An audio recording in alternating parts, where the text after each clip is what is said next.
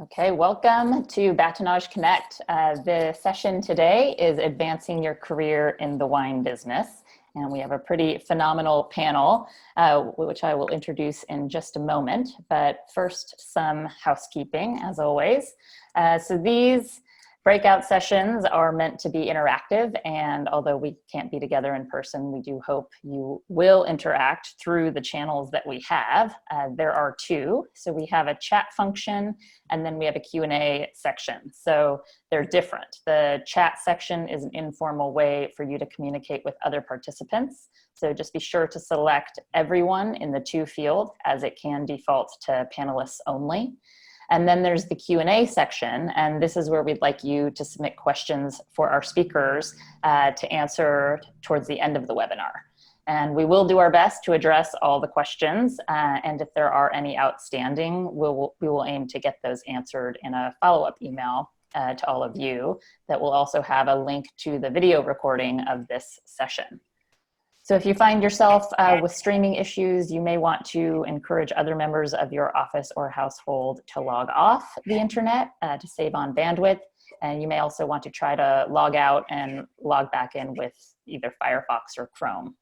Tend to work well. Want to say thank you to our session sponsor, Gabrielle Glass, of course. And go ahead and introduce our panel. So we'll be introducing the moderator. Kristin Brabant is an international women's success coach who has been working with female entrepreneurs and leaders in the corporate and nonprofit sectors since 2011. As the founder of Solopreneurs Circle and Called to Create online course, Kristin has supported hundreds of female professionals to shift out of a frenzied overdrive and life-sucking roles and into laser-focused priorities and new habits to enjoy a more fulfilling, impactful, and vibrant career.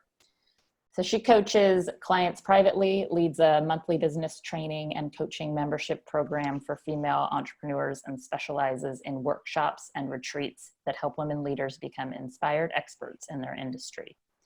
When she's not talking business, you can find her running the streets of San Francisco, testing new plant-based recipes in the kitchen, salsa dancing, and traveling to Mexico any chance she gets, which might be some time before she gets to do that, but we're all in that boat. Anyway, I'll turn it over to you, Kristin. Thank you so much, Katie. And yeah, it's going to be a while before I get to go do those things that I love. But, you know, I tried some really questionable vegan enchiladas last night, so we're still keeping up with that. But it's really an honor to be here with these panelists, these incredible panelists today, and especially the audience. And I love seeing the number of participants just keep ticking up and the chat already starting. Gives me so much life to be here with each of you today. And I want to begin by thanking Rebecca and Katie, of course, for the incredible amount of work and thoughtfulness that the two of you have put into Bâtonnage already. You guys, you got to give a hand in the chat to these two warrior women who have poured their all into these panels and this programming. So thank you both. And I also want to thank the past moderators and panelists. I've been listening while cooking my little vegan recipes. I've been listening to the past panels, and especially I want to thank how Julia Coney's panel, Stirring It Up, Color, Wine, and Feminism. That panel in particular, I want to thank each of you, Julia and Theodora and Priyanka and Shalini and Kelly, for the way that you set up today's panel. So today's panel, in case you just hit some click link to join, you don't know where you're at, today is all about advancing your career in the drinks business. And the way that panel set us up today is they have already talked about the key to advancing your career in the drinks business, which, right, for the most part, if you're tuning in, it's a lot of women in a male-dominated industry. And they highlighted that, you know, I think all four panelists were on the same page of it's mentorship, networking, and education. And if you haven't watched that panel yet, please go back and listen to the resources that they shared. I am so excited for the upcoming mentorship program that Priyanka talked about, the Bâtonnage mentorship program. And also, she kept it very under wraps, but there's something cooking up about hooking us all up with educational resources needed to advance in the industry and making that more financially accessible. But what really got driven home was you need a network. And we're in our last week of Bâtonnage right now. This is our chance to build a network from the incredible people that we have at our fingertips right now. So as you're in the chat or you're listening to the incredible panelists that we have here today, Stevie and Sarah and Nicole and Jennifer, and something that they say really resonates with you, I want to extend the challenge to you right now that you follow up with that woman or that woman in the chat who inspired you, because this is our opportunity to be building the network that is going to be advancing our career in an industry where it's not simple to be advancing. So with that, I just want to say thank you so much to the groundwork that the past panelists have already laid. And because of these brilliant women's contributions, we're set up for success today. So what we're covering today, what we're going to be focusing on is, how do you know what you want? I think first off, in advancing your career, if whether you're breaking into the drinks industry or you're making a large pivot, one of the most challenging things is getting clear on what do you want. And that's going to be something that I'm going to be pulling out from these panelists today, figuring out what's the next right move for yourself. The second thing that we're going to be talking about today is, what are some of those internal and external blocks to pivoting and making those career advancements that you really desire? And with the breadth of experience on this panel, I'm really excited for them to share their experience of the blocks, the things that are going on in our heads, so that you know, as you're listening, you are not alone in those gremlin voices that you might be experiencing, but then also the external blocks. And finally, what's really helped each of these brilliant women to navigate around those blocks and progress. So that's what we're tackling here today. We've got 4 incredible female leaders in the drinks business. On today's panel, we've got 3 entrepreneurs, we've got a corporate director, and what I love about each of them, and I'm gonna let them introduce themselves in just a moment here, is that they've all got inspiring, windy paths to success. And I really wouldn't want somebody who's just, taking a slingshot, straight shot direct to the bullseye, because that's not life and that's not realistic. And each of these women have beautiful, windy paths to where they are today that I'm excited for them to share. And with that, I'd also like to share a tiny bit about my own windy path to where I am. I knew I wanted to be a teacher from the time I was 3 years old. So my mom was a teacher, my grandma was a teacher, my aunt was a teacher. They were all public educators, and I knew that I was born to teach. So at 23, I'm in Boston getting my master's in teaching. I have invested the college education into this career. Everybody knows KB's setting out to become a world-class educator. And we're in a high school cafeteria. My body is shaking from one too many cups of Dunkin' Donuts coffee because we're in Boston. And I get my first orders of the day. We're in teacher boot camp. Write a lesson plan, teaching 9th graders, the structure of a narrative arc. In 30 minutes, go. And right on cue, 100 teacher heads dive down and get to work, except for mine. My head looks straight for the emergency exits. My heart starts pounding. I'm having my first panic attack of my life. And in my gut, I know this is not right. Every person in this room wants this, but I don't want this. Oh crap, what have I done? So to cut a long story short, I stick this out in this graduate program for another 3 more months, ignoring my intuition at every twist and turn, reaching for my advisor's voice, God bless her, Laura, where she goes, Kristin, this is normal. Just stick it out. It's gonna get better. And I do, till I become a regular at urgent care, because I'm ignoring that intuitive voice that's saying, this isn't it. And that's a really scary pivot to make. But I walk up to my dean's office after passing the exams, and say, Scott, I've decided to quit. It's the first time in my life that I've quit anything.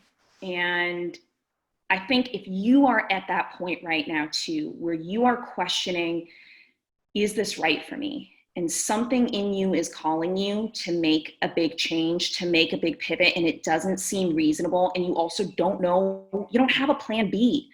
That's where I was. I didn't have a plan B, but I just knew plan A was not it anymore. And a few months later, I find my dream job coaching young adults from underserved communities and help them start corporate careers, launch corporate careers. And I'm in that job for 3 years, and I quit that too after a lot of tears and a lot of indecisiveness to launch the successful coaching business that I have today, where this is it, helping women like each of you listen to their own intuitive memos a lot faster than I ever did to build a business and a career and a life on fire. So I share that to just kind of lay the groundwork. I like a messy story. And if you're there right now, if you're in the mess and you're wondering what's ahead for you, we've got your back here today. And I'm going to have the panelists now introduce themselves and their beautiful, windy stories.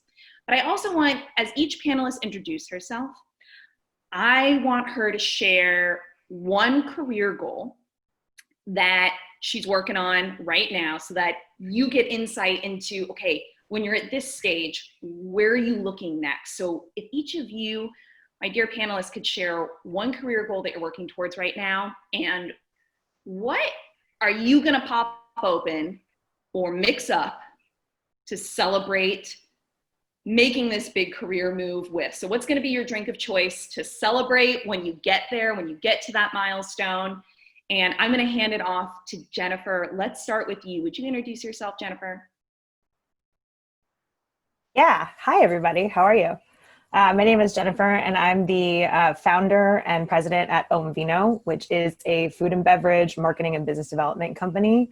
So one of the things that I am working on right now is I'm working on understanding finance and business development more, and thinking of fun and creative ways that I can apply it within the wine industry, because eventually I want to go into venture capital. And so when I do that, I will definitely be drinking a bottle of Salon. That would be my bottle of choice, if I can find one. The last time I drank a bottle of that was when I failed the Master Sommelier exam. So hopefully it'll be for a better occasion the next time. Cheers. I love that, Jennifer. Thank you. And we're already seeing the twisty, windy paths come out. Failure is always a part of it. I'm right there with you, Jennifer. Next, can we hear from Stevie? I'm going to kick it over to you. Hi, you guys. My name's Stevie. I'm in Verona, Italy. I think I'm the only foreigner. Hi, Ella. I saw there was another Stevie. It's pretty exciting, actually. I've never participated where there was another Stevie. I'm officially the managing director for Vinitaly International, which is a promotional arm for Vinitaly, the biggest Italian wine fair in Verona. And if you haven't come, get in touch with me as soon as possible. That's one of the main things I do, leading Vinitaly International Academy, Opera Wine, which is a tasting event that I do, wine experience kind of version, Italian, called Opera Wine in Verona as the opening event to Vinitaly. I do Wine to Wine, which is very similar to Bâtonnage. I'm on the 7th edition, which is a wine business forum. I also do other things like Italian Wine Podcast. I founded that, and I just started a new series called I Do Books. So I'm very Italian wine centric. I guess the thing I'm mildly obsessed about at this point in my career is legacy.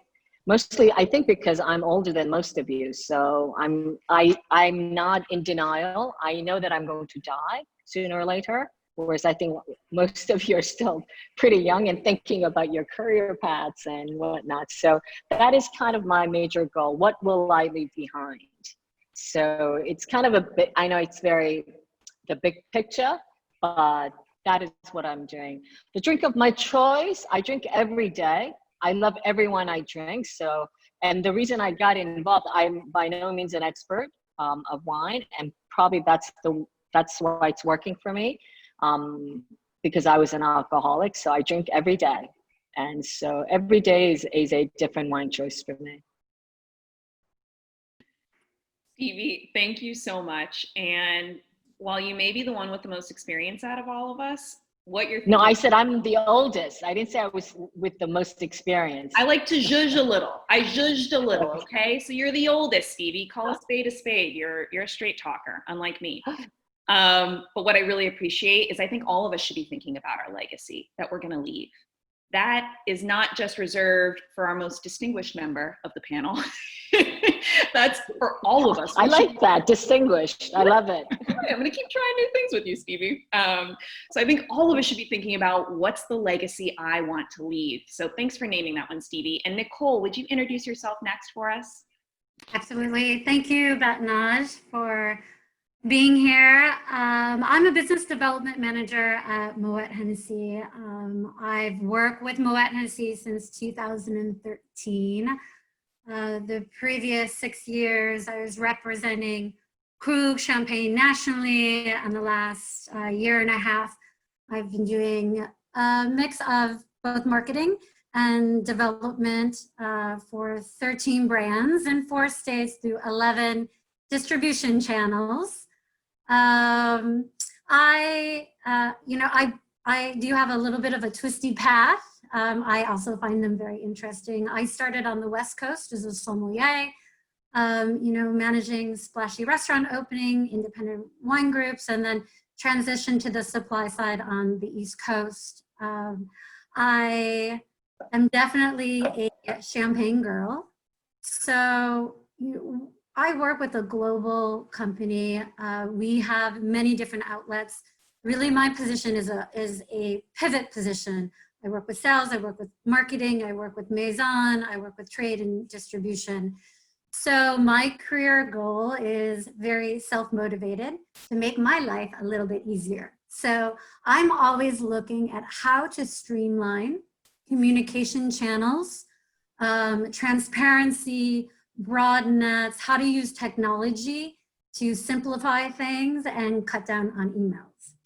When I accomplish this, I will be drinking a bottle of Krug Clos de Menil, and definitely with some salt and bread and butter, because that is a favorite pairing.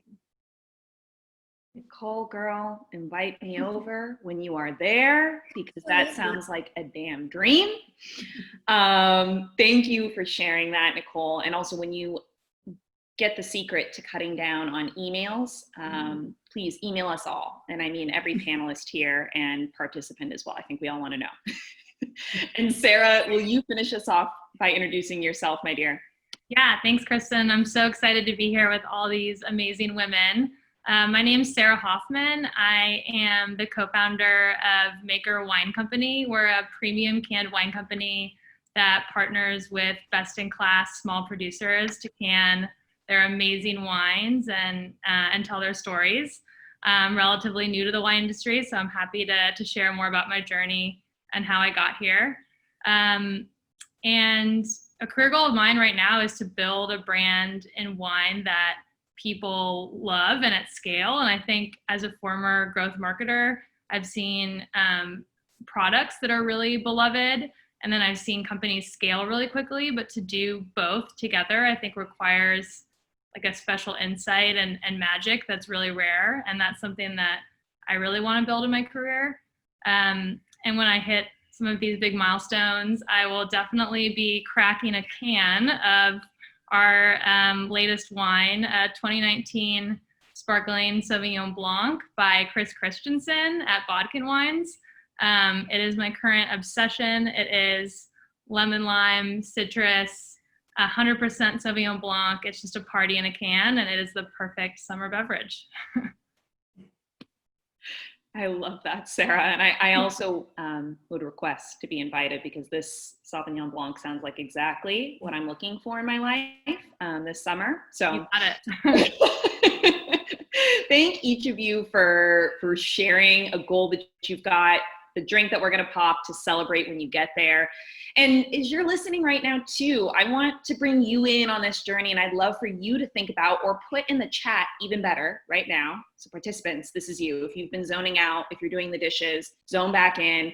What is one goal that you're working towards right now? And what is the drink of choice that you're going to pop open, flip open the can, like Sarah said, or you're going to stir up to celebrate when you get there? I'd love to see the chat blowing up with your big goals. But for the first question, you know, one of the keys to a fulfilling career, not just one that pays well, but one that really lights you up every single day to go into, is knowing what you want, and not just what mom and dad want for you, not just what's readily available or what your boss is, you know, saying you'd be the perfect candidate for, but what you truly want. And that can be tough to figure out. So Sarah, I want to start off with you, because you have this beautifully windy path to being the founder and the CEO of Maker Wine. And I'd love if you would share with us a little bit about your journey from, get this everybody, her journey from neuroscience to marketing to tech to now entrepreneurship in the wine industry, and what's worked for you, Sarah, to know where you want to go next at every single juncture in the road. Would you share that with us, Sarah? Yeah, definitely. I think, you know, I'm really excited that we're focusing on sort of the windy career paths today, because I think I wish I had known earlier in my career. It's easy to look at someone super successful and point, you know, a straight line through all of their moves that led them to where they are. And it's easy to do that looking back, but I think it's also important to know that you can take wrong turns, and not every part of your journey has to be this perfect stepping stone to the next part. And I wish I had definitely known that. My own journey, like you mentioned, I originally wanted to be a neuroscientist. I worked in a lab. I was fascinated by human psychology, and you know, really resonated with what you felt like during some of those classes when you were a teacher, just feeling like something wasn't quite right, and that I really wanted to be around people, and felt very isolated working in a lab. I ended up moving to San Francisco and starting a career in digital marketing and technology. And while that was my day job, I always had these kind of crazy side hustles in food and beverage. So I was a home brewer. I wrote about craft beer. I started this underground supper club in San Francisco, where I would highlight local makers and products in San Francisco. And I think that I had never really considered that as a career path, but I think there were two things that really started to clue me in that it might be something that I wanted to pursue. And I think one was just noticing the people that gave me energy that I wanted to be around. Compared to my day job, I found people in the food and beverage industry to be extremely collaborative, passionate, wanting to make things, and it was just people that I wanted to be around. It's like any friendship or relationship. I think you should surround yourselves with people that make you inspired and get you better. And I think looking at the careers of people above you and thinking like, do I want to be this person? Is this someone whose career I want to emulate? And if you don't see those people, then you're probably not, you know, going for the right thing. And then I think the second thing is really looking out for those sort of magic moments that sort of stop in time that you think back on, that just like set your soul on fire kind of. And that you would, for me, that was, you know, at our supper club, telling the stories of these makers, or staying up all night to write a restaurant guide that I wasn't getting paid for. And so just, you know, holding on to those and following those when you have them, because they're super rare. And then finally, I think, you know, my advice would be if you do want to start a business, I think it's super important to know your strengths and to know your kind of unfair advantage. Like, what is it that makes you uniquely qualified to start this thing? And I think for me, my background in marketing and psychology could be seen as a weakness, but actually I'm probably uniquely set up to start a business that is focused on e-commerce and storytelling. And so, you know, being able to answer that question of what is your unfair advantage really confidently, I think puts you in a really good spot. Sarah, you shared so many gems of wisdom. Like, my pen has been flying this whole time taking notes on what you're saying. You know, to tease out some of the key ways that you figured out what you wanted to do next at every single one of your turnpikes. One of the things that you mentioned was side hustles. And what I love about, you know, bringing that out, why I think that's so wise is, you know, you don't have to necessarily dive all in into launching your business or, you know, going on a complete career pivot. You can test out your ambition. You can test out your dream in your off hours outside of the day job that could be funding this next bigger ambition. And you did that with your side hustles, you know, saying I tried a lot of different things and then paying attention to those magic moments, as you put it, which I love. That one in particular really resonated with me. I know that for myself, I started coaching about 12 years ago, and I was still very much on this career path of I'm destined to be a teacher. Like, I am a public educator, you know, my grandma was one, everybody's one, that's what KB is going to be. And yet, while I was coaching youth in the juvenile justice system, like, what business does this chick have doing that? But there I was. It was the first time in my life that the self-criticizing voice in my head just stopped. And I kind of want to tease out what you said, Sarah, where you said, like, time stops when you're just fully, and some people might call that being completely in the flow with what you're doing. You know, for me, that's what I would term it too. But I'd love for anybody listening, if you're questioning, like, what is next for me, paying attention to those magic moments, like you're mentioning, Sarah, where time stops, or where you're so engaged in what you're doing and who you're with that self-criticizing voice just shuts up for a moment. That's a really big clue that you are on the path to what you're meant to be doing next. So Sarah, thank you for sharing all of that beautiful wisdom. And, you know, next, since you brought up entrepreneurship, I would love to hear from another one of our entrepreneurs on the panel, because I bet that there are a lot of women in the audience sitting on an incredible idea for a business, but they're unsure where to start.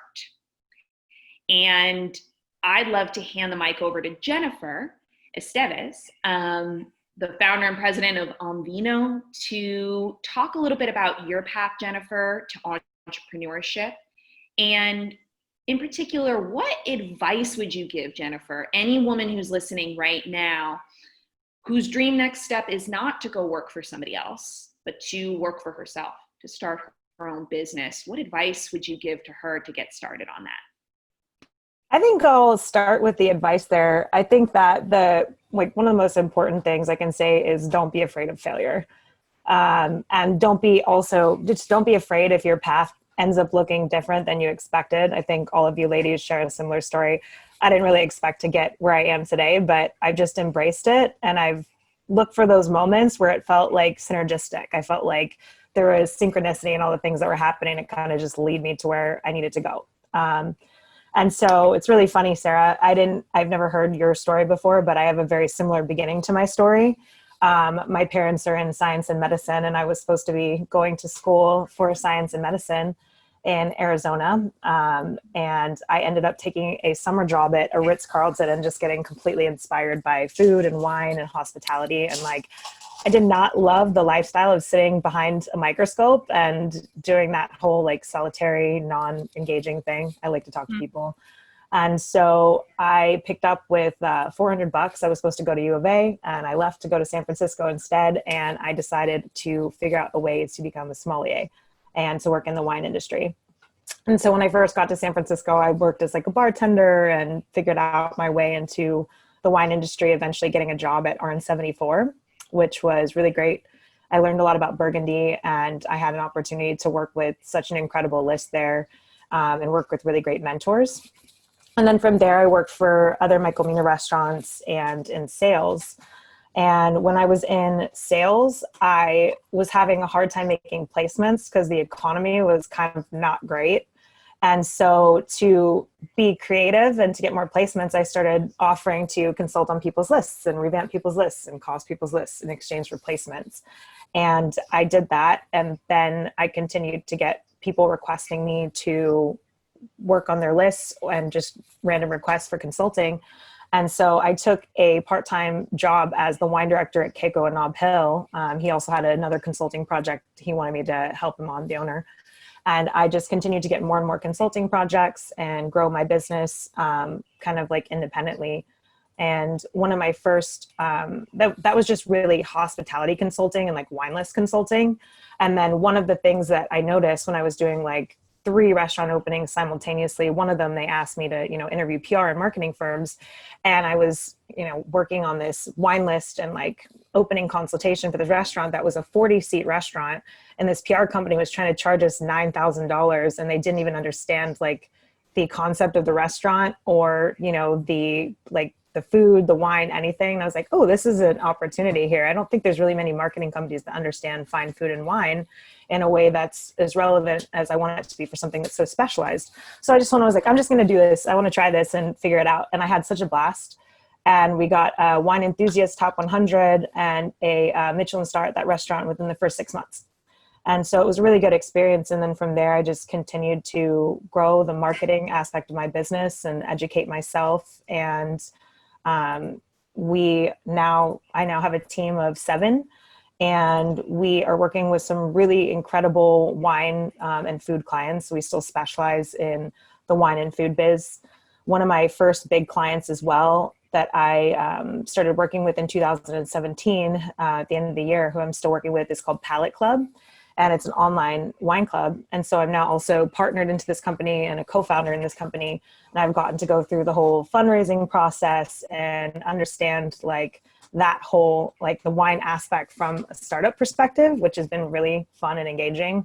And again, this is like Palate Club was something that, it kind of gave me a fun opportunity to travel all over the world and expand my network. And basically we went and created content and traveled all over the world to buy wine and created an algorithm that synchronizes your personal palate to your next, like your wine shipments. And yeah, so while I was doing all this and growing my company, I was also studying for my master sommelier.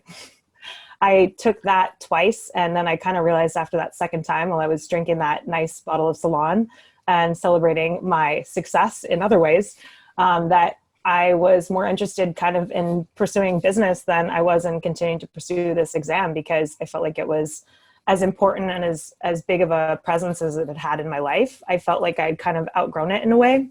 And I had more opportunities to grow and to lean into the business aspect of my company. And I started just doing that, and I haven't taken it again. I still continue to study wine, obviously recreationally, but yeah, I've been focusing on my company and focusing on just growing more as a person and working in that way. And I think it's really important with all of the work and all the things that I've done, it's really important to keep a work-life balance. And sometimes you have to pick and choose and again, kind of lean into what feels right. And I feel like I finally found that kind of working more in the wine and startup world. And I really enjoy working in the capacity of business development for a couple of other wine startups. We now have 3 e-commerce wine clubs that we're working with, and they're all so cool and unique. And it's just fun to put together a business strategy for them and help other people grow their business. In the future, what I really want to do is to create more opportunities for females and, minorities to create businesses. I love the idea of helping people create businesses, and I've had the opportunity to help in a lot of different types of businesses now. And so, yeah, we're in the future working on putting together an incubator program for new businesses in the food and wine industry. So that's something that will be coming. So hopefully this year. We'll see with all the challenges that COVID has presented to us. But yeah.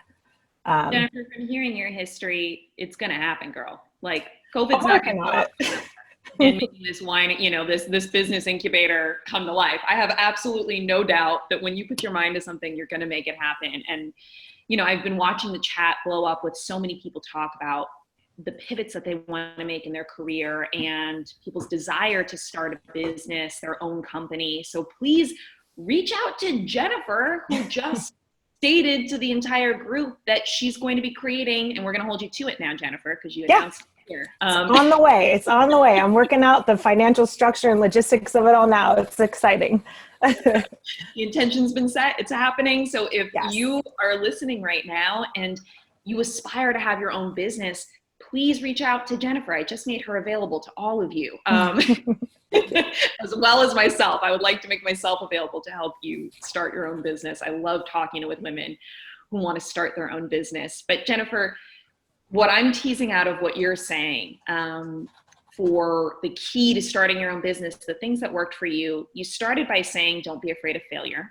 And I think that really showed up in particular even in this last example of failing your SOM exam 2 times, but that you took as wisdom and insight into what's not for you. You realize, I thought that I wanted this thing. I thought this was the path that I wanted, but really it showed you, where do I invest my time?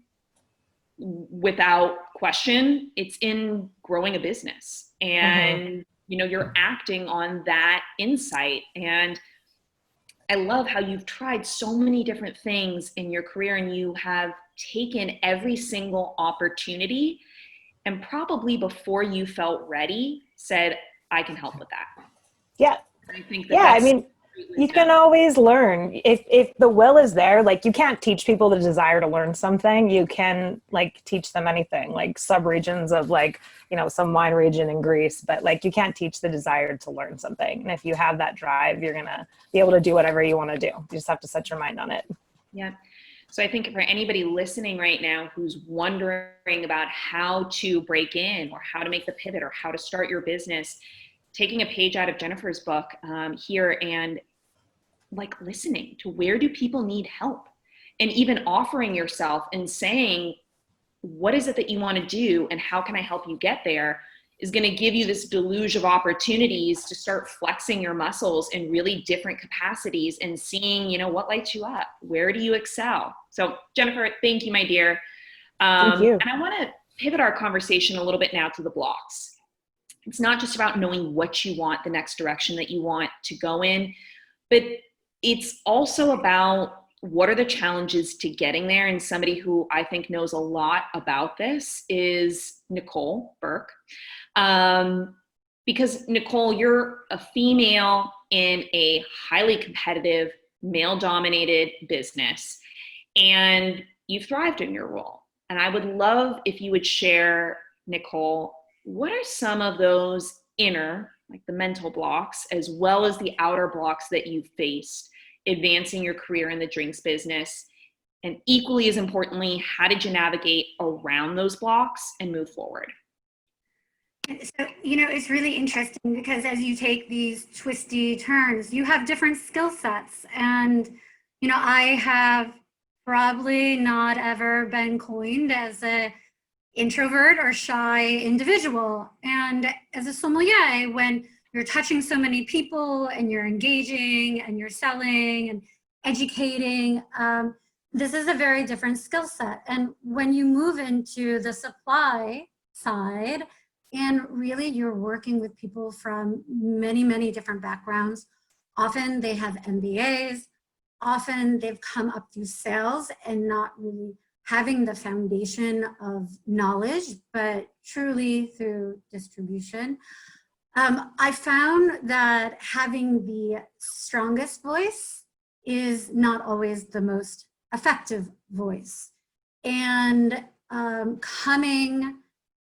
this transition of coming to a round table and, being the first to offer a point of view, the loudest to offer a point of view, is not always the most persuasive. So cueing in on listening, there are so many collaborative ways to achieve a goal.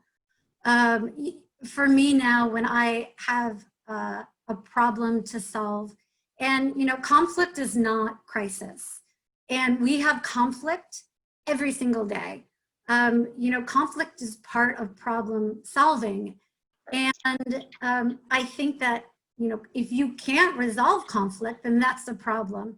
So coming with very collaborative strategies, listening skills, knowing when to flex your voice and knowing when to listen has been a transition that has been, very meaningful, because, the last thing when you're dealing with very rich diversity, multicultural diversity, different countries, language barriers, you don't want to be viewed as the one that is always the barrier or has not letting other people have a point of view as well. So I think collaboration and listening, and also knowing when to dare to state that that's not a great idea, because it's okay to change your mind, and it's okay to be adaptive to other people's strategy and ideas, because in the end, if you're really a team player and you present constructive, and it may not be your path, you will most certainly advance your skill set, your career, and the people that want to interface and potentially mentor you. I think internally, which was an interesting journey for me, the more that you publicly put yourself out on a platform. When I worked for Krug, I was traveling 3 weeks out of the month, and I spoke to many different audiences. Spoke to trade, sommeliers, press, private clients, and about a year into presenting to groups of all size, I learned that the nonverbal cues are as important as what you say. And I learned that to be powerful and persuasive, I had to focus first on positioning myself in rooms. It was where I sat to the entrance of the room so I could see people come in, make contact. It was my posture. It was the way I presented everything, because there were some very laudable collectors who had been to Champagne for 20 years, had verticals in their cellar, and why should they listen to me? Why do I need to be persuasive to them? And at the time I had a wealth of knowledge. I had spent time with the winemaking team. I went to Champagne over the last decade, probably 15 times, visiting so many properties.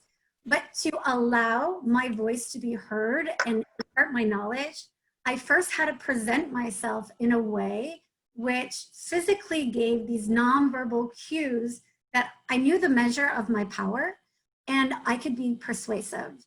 And that's not something, if you had asked me as a sommelier, I probably would have said, I can present and publicly speak. I have that platform.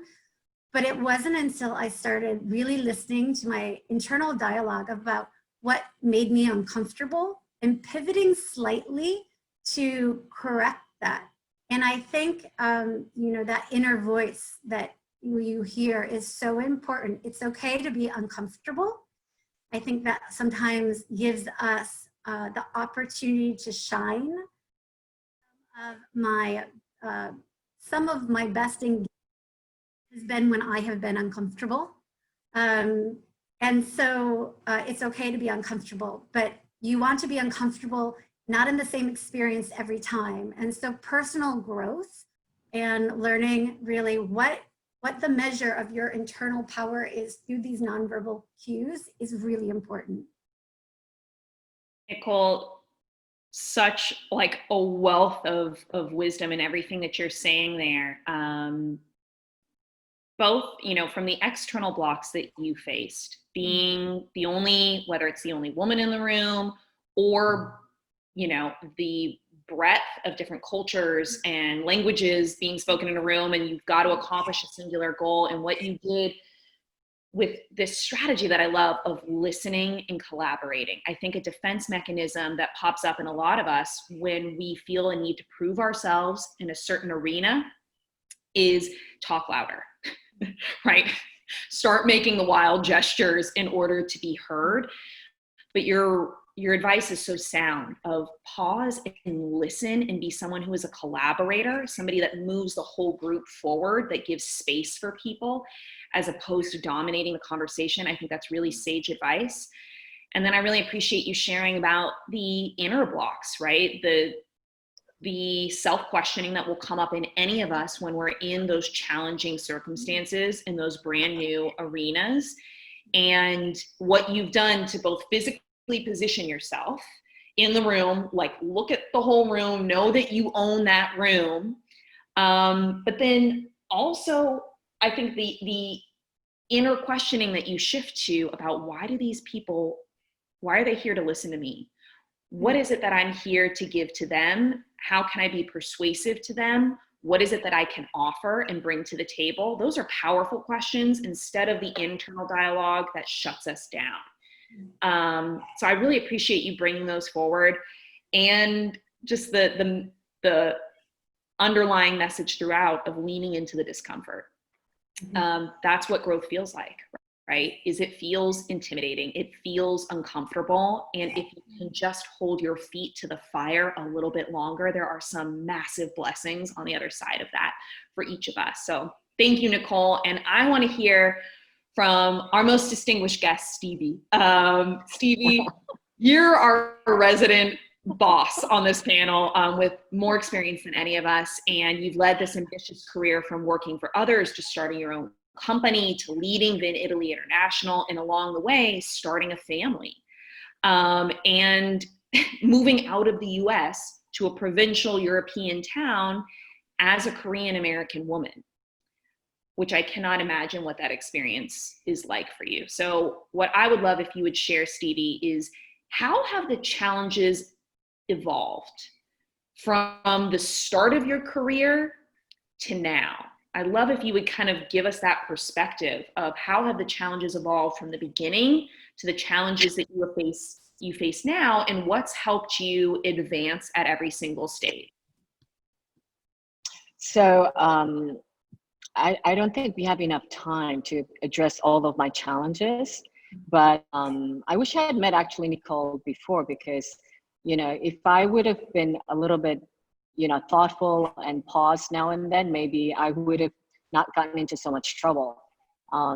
So that's that. But I think it's interesting because Nicole has a complete opposite, I think, personality. She's very purple, but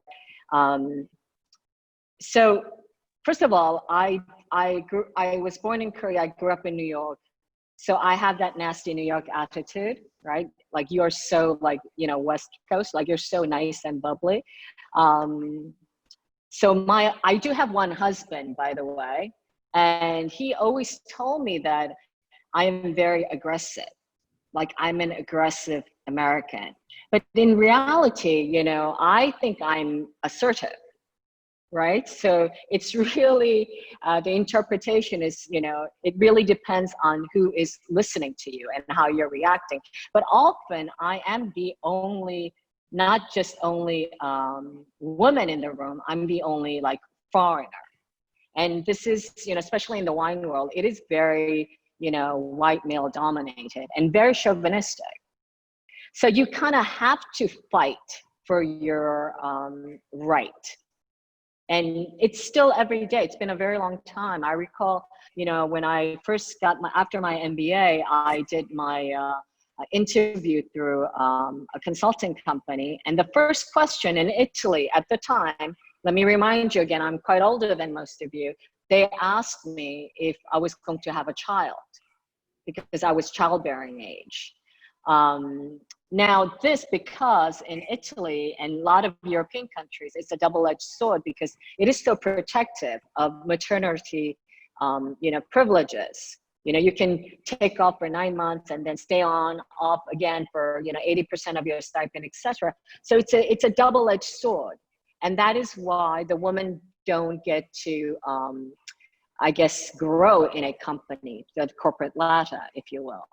So I think from my perspective, I mean, I started, because of this, I have a kind of a strong opinion, and I started my own company. I said, if no one's going to hire me because I'm of childbearing age, I'll just start my own company.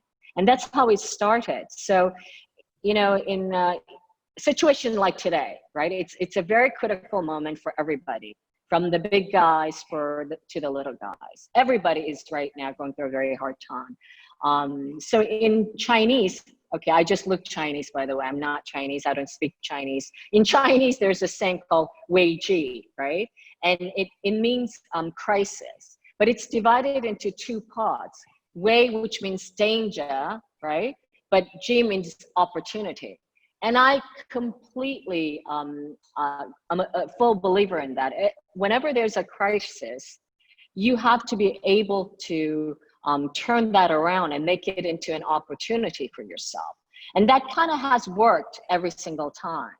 So the way I got into the wine business, to make a very, very, very long story short, I did marry this man because he started the first inpatient treatment for eating disorders and obesity. So I started a series of business, including publishing and a master's programs for doctors and psychologists to train them, right? And we had different roles, but you know, fairly successful. And I still have that business. But after a while, I just couldn't stand him anymore, working with him. You know, and I had to see him at work and at home. It was unbearable. So to salvage my marriage, I said, you know what, I'm out. I'm going to do something else. And I kind of accidentally got into the wine business. And I think it's important, what I would like to tell the participants is that when you do a pivot, when you change career, you don't have to learn everything from the beginning. You can repurpose. So what I did from the wine, you know, from the medical, you know, educational business to wine is that I had this master's program for doctors and psychologists, and I started actually a Vinitaly International Academy, which is a certification program for training up Italian wine ambassadors. So that's just a small example of what you can do. And I think you also have to not be a perfectionist. I think, you know, I'm actually very tolerant of my foibles, right? So, and I know a lot of you aren't. I'm also the queen bee of delegation. Like if I could have delegated having sex with my husband, like I would have delegated that, right? Like I delegate walking the dog, I delegate everything, right? Like I rather work, you know, 100% to delegate so someone else can do it, right? So that's kind of, you know, I'm a completely different manager in that sense. But I think don't be a perfectionist and learn how to delegate. Otherwise you cannot grow. You just cannot you can't do everything. Also, you know, embracing diversity, I think in America is easy. In Verona, not so much. So I think Beck Hopkins, she's online, and she knows that my team, there are about 40 of us in the work group right now, and I have like, you know, two, you know, a person from Russia, two from Chinese, Japanese, one from Pakistan. Like it can't be more diverse in not just in Verona, maybe in Italy. And I think one of the success of you know, my company is that I have this diverse group of people and energy coming into this thought process and the creative process.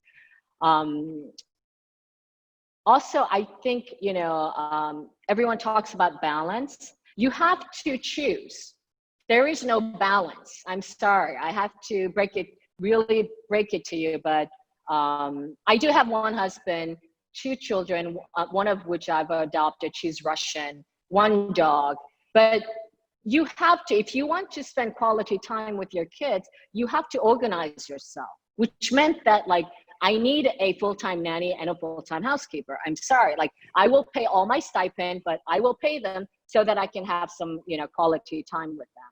So I know I lead a privileged life. I can do this, but it's matter of, choosing your poison in a way. So that's one thing I would like to say. And always have a plan B. Don't put all of your eggs into one basket. So I think now, as I've told you in the beginning, like I'm mildly obsessed about legacy, because I am also doing things that not just brings me income, but things I want to leave behind, like the Italian Wine podcast, or I do, a series of books, because I know that is going to be here even after I die, right? And that also creates, this community, the sense of belonging.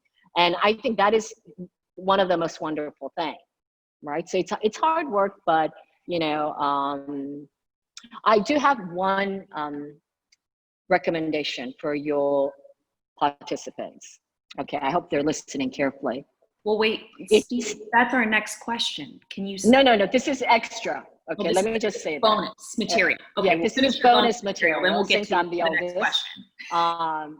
You guys have to stop publishing shit about your family, like your family, your children. Don't do that, because there are crazy people out there, and all you need is one sick person to become a stalker and be obsessed with you, right? So please stop publishing pictures of your family, especially children, because I see that all the time. And I know it's about spreading the love and all, but like I highly recommend you stop doing that.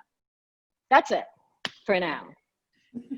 Stevie, I think you have a fan club in each of us on the panel, but then especially in the chat. It's been blowing up with like Stevie for president, and like my dream is to be Stevie when I'm older.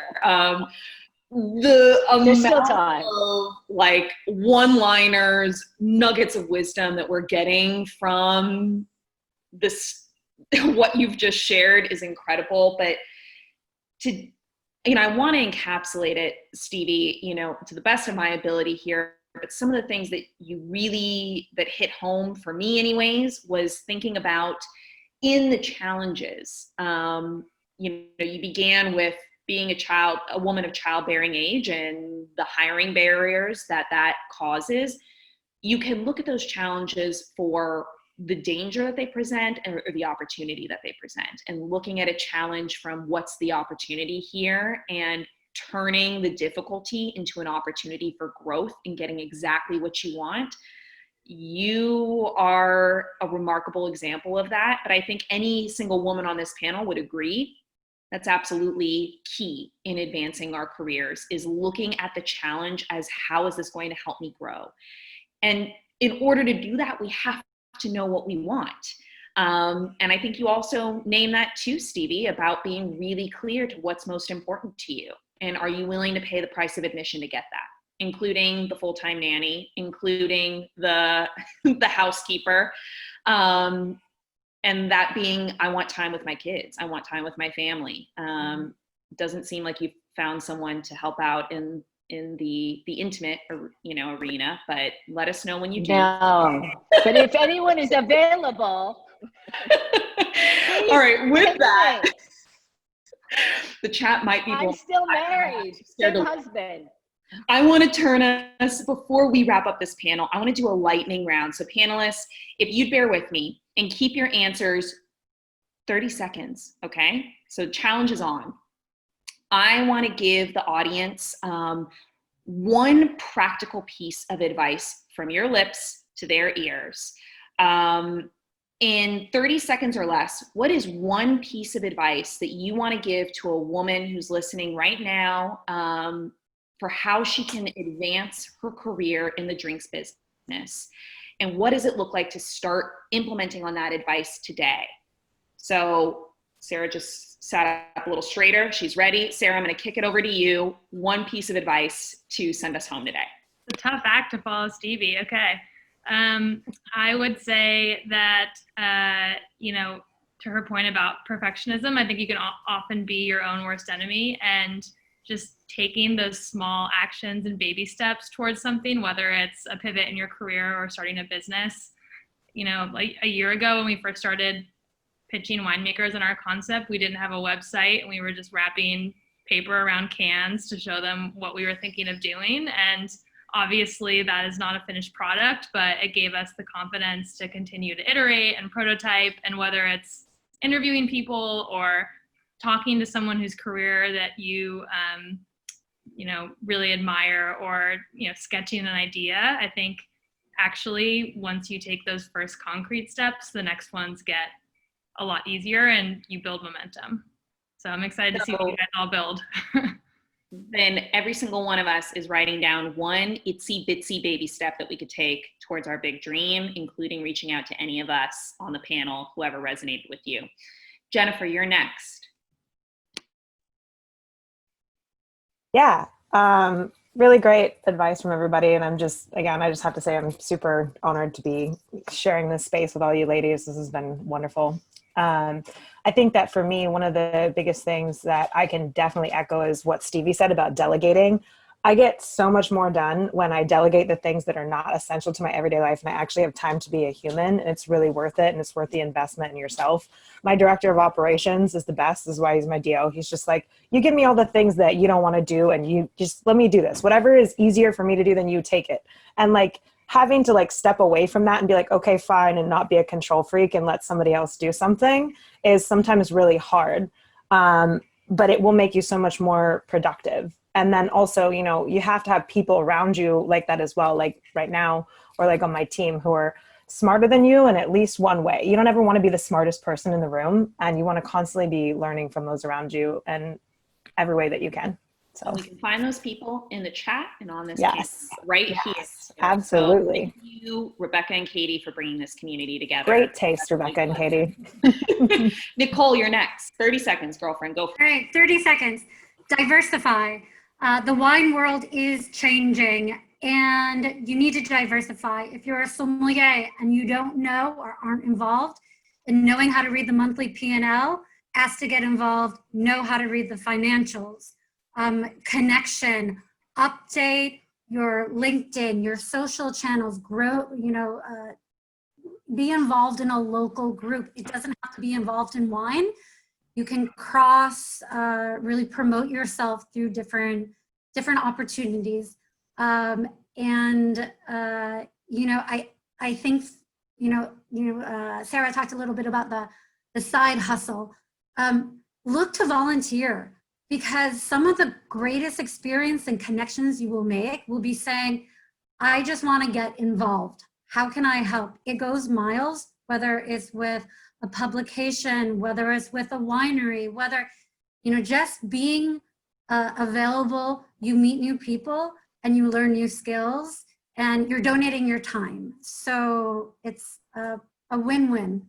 Amen, Nicole. And that was advice that Theodora Lee echoed as well in her, in her contributions on the panel. So this is being echoed all over the place in Bâtonnage, my friends. Stevie, bring us home, my dear, with some sage wisdom. So, okay. So on a serious note, I think my one advice for everybody is to dream big, dream big. However, you have to do your homework, because details matter. Learn how to do math. Why are there so many people who don't know how to do a proper business plan? If you want to do business, then you need a business plan. You have to be able to crunch the numbers, and you have to be able to at least check, even if you delegate, right? This is one of the things. So like I've just enrolled myself in the diploma just because I want to be able to call the bullshit if a journalist or a reporter says. So you have to be able to actually be able to call on that. So details matter, do your homework, dream big. Love it. Putting that on a poster in my room. Stevie, thank you. And with that, I just want to say thank you to every single one of our panelists, to Rebecca and Katie again, and to every one of the 114 participants on this call. What a gift to have this incredible group together here today. This gave me so much life. It was so wonderful to be here with all of you. And I am going to hand it over now to Rebecca or Katie to do the final wrap up. But just thank you all for letting me moderate this panel. It was a gift to get to spend time and get to know each of you. And I look forward to staying connected. I know that they will be sending out all of the panelists' information afterwards. So if you want to stay connected, check your email inboxes for our information. But Rebecca, would you finish us up here? Well, I'll take it. Thank you. That was epic. So appreciate you, the panel, for taking the time out and presenting us with these great takeaways. Next up for Bâtonnage is the finale. So we've made it through 10 sessions. Tomorrow, we're going to wrap it up with the Fizz is Female with a little bubbly. I think we're all going to do a cheers. So get a bottle of bubbles and we'll do that tomorrow at 1 p.m. Thank you all to our panelists again and to everyone for joining. We'll see you tomorrow.